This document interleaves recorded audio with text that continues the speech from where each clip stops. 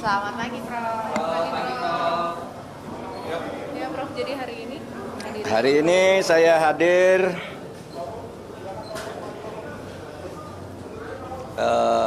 sahabat-sahabat saya pengukuhan guru besar karena saya ini akademisi, jadi saya diundang. Tapi izinkan saya sekarang bicara 3 hal terkait pemilu. 4 hari terakhir saya istirahat sehingga banyak sekali wartawan kontak bagaimana saya dan mau apa. Saudara, ini saya mau apa?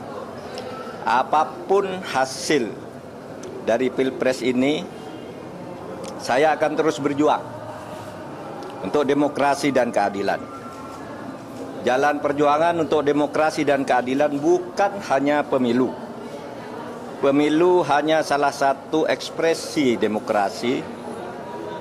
Saya pernah tak di jabatan apapun pada tahun 2014 sampai 2016, tetapi tetap produktif berjuang dalam demokrasi dan penegakan hukum.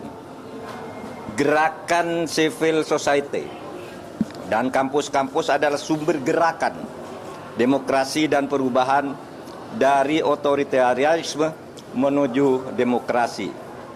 Sejarah mengajarkan bahwa jika demokrasi disumbat, maka demokrasi akan selalu membuka jalan sendiri. Ini sejarah kita maupun sejarah dunia. Yang kedua, saya bicara tentang 2 hoax, yaitu tentang pemilu curang. Saya memang pernah mengatakan bahwa setiap pemilu, pihak yang kalah selalu menuduh yang menang itu curang. Saya katakan itu pada beberapa kesempatan, yaitu saat KPU periode Hasyim Asy'ari dibentuk. Datang ke tempat saya diberitahu bahwa awas, nanti ada gugatan bahwa pemilu ini curang. Begitu juga saya pidato itu secara terbuka saat pembentukan TV pemilu di Trans TV pada awal tahun 2023. Jadi saya katakan bahwa setiap pemilu yang kalah itu selalu menuduh curang. Itu sudah saya katakan di awal 2023. Tepatnya sebelum tahapan pemilu dimulai. Tapi jangan diartikan bahwa penggugat selalu kalah. Sebab memang sering terjadi kecurangan terbukti itu secara sah dan meyakinkan. Ketika saya menjadi ketua MK pernah memutus pembatalan hasil pemilu dalam bentuk perintah pemilihan ulang maupun pembatalan penuh. Sehingga yang menang dinyatakan disqualified dan yang kalah naik. Jadi bisa pemilu ulang, bisa. Misalnya saya sebut contohnya hasil pemilu kada Jawa Timur tahun 2008 saat Khofifah dinyatakan kalah dari Soekarwo. Kita batalkan hasilnya dan diulang.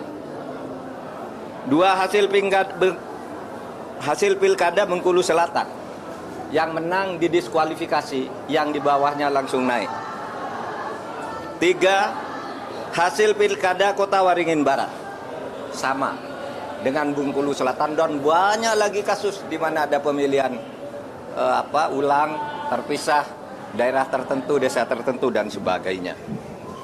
Nah, harus diingat bahwa untuk pertama kali istilah pelanggaran terstruktur, sistematis dan masif itu muncul sebagai vonis pengadilan di Indonesia tahun 2008 ketika MK memutus sengketa Pilgub antara Khofifah dan Soekarwo. Saya waktu itu hakimnya.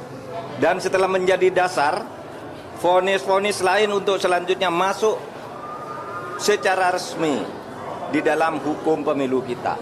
Jadi ini sudah menjadi jurisprudensi dan juga menjadi aturan di undang-undang, di peraturan KPU, di peraturan Bawaslu itu ada. Gitu. Pelanggaran terstruktur, sistematis dan masif itu. Jadi ini bukan hanya jurisprudensi sekali lagi, tetapi juga termasuk di dalam peraturan perundang-undangan, dan buktinya banyak pemilu itu dibatalkan, didiskualifikasi, ya. Saya nangani ratusan kasus tentang ini, banyak. Ada yang diulang beberapa ini, ada yang dihitung ulang dan sebagainya. Tergantung hakimnya punya bukti atau tidak, atau kalau sudah punya bukti, menerima bukti apa berani apa tidak. Berikutnya, hoax lagi tentang hubungan saya dan Ganjar. Ada viral di medsos bahwa saya tak kompak dan diisolasi dari Ganjar dan PDIP karena pada hari Rabu tanggal 14 Februari saya bilang sudah 4 hari saya tidak bertemu atau berkomunikasi dengan Ganjar. Padahal waktu itu ketika ditanya oleh wartawan Rabu pagi itu, kapan Pak terakhir ketemu Pak Ganjar? Saya bilang sudah 4 hari saya tidak berkomunikasi, tidak kontak. Kenapa? Karena sejak kampanye terakhir tanggal 10 Februari di Solo dan di Semarang, saya langsung umroh. Jadi ya tidak berkomunikasi dong, bukan karena berpisah, karena tidak kompak dan sebagainya. Dan tanggal 13 baru pulang dan langsung ke Jogja. Kapan ketemunya? Untuk mencoblos. Jadi 4 hari tak ketemu itu karena umroh. Sebelum dan sesudah umroh sampai sekarang, saya selalu berkomunikasi, bertemu maupun teleponan dengan Mas Ganjar. Itu yang terjadi. Itu saja dari saya, tidak ada pertanyaan. Satu aja, Pak.